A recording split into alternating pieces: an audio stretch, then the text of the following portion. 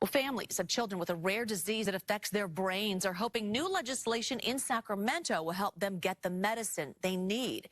An assembly committee will hear the bill next week, which would require health insurance companies to cover the disease and treatments.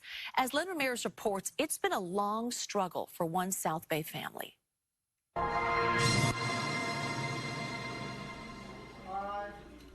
This is the magic IVIG. This is what we've been waiting for. They finally flew it in last night. For 26-year-old 𝗧𝗜𝗠𝗄, waiting 4 months for a shipment of medication is just part of her medical ordeal. There's the painful IV hookup. How long did it take you this time?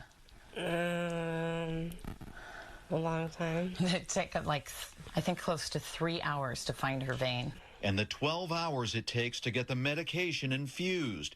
And on this day, it all became too much. This is the hardest disease I've ever been through. It's not easy for me. It's not that you've been brave. Tessa suffers from an autoimmune disorder called PANDS, or pediatric acute onset neuropsychiatric syndrome. It struck her one day when she was a happy, healthy 13-year-old. Overnight, on July 8th, 2011, Tessa dramatically changed. The disease is marked by a sudden, devastating onset when a patient's antibodies attack the parts of their brain that regulate behavior, causing OCD, tics, and other symptoms. Became psychotic and developmentally delayed, and I knew something was wrong. Unfortunately, it took about 10 months to figure out her diagnosis, that it was actually not bipolar or schizophrenia.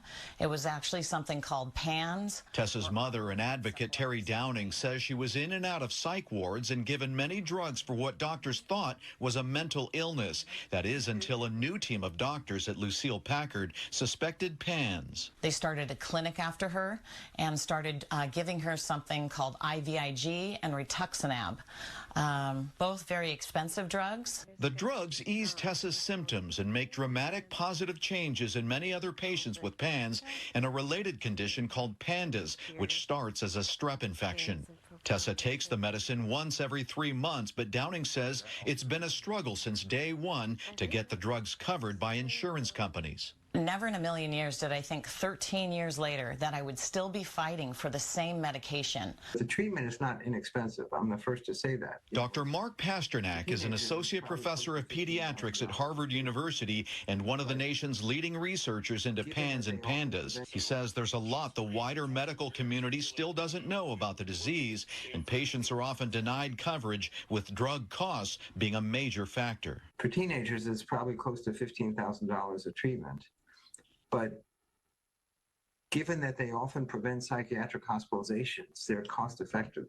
11 states have passed legislation requiring insurance companies to cover PANS and PANDAS. California could be next. California has a core group of parents working hard now to get AB2105. Dr. Angela Tang is also the mother of a PANDAS patient who says the California bill would require insurance companies to cover doctor-prescribed treatments, which could include IVIG and other drugs. If Governor Newsom will sign this law, we will be able to be a role model and a very large domino in getting the rest of the states, the 38 other states without protections, to get them to follow suit.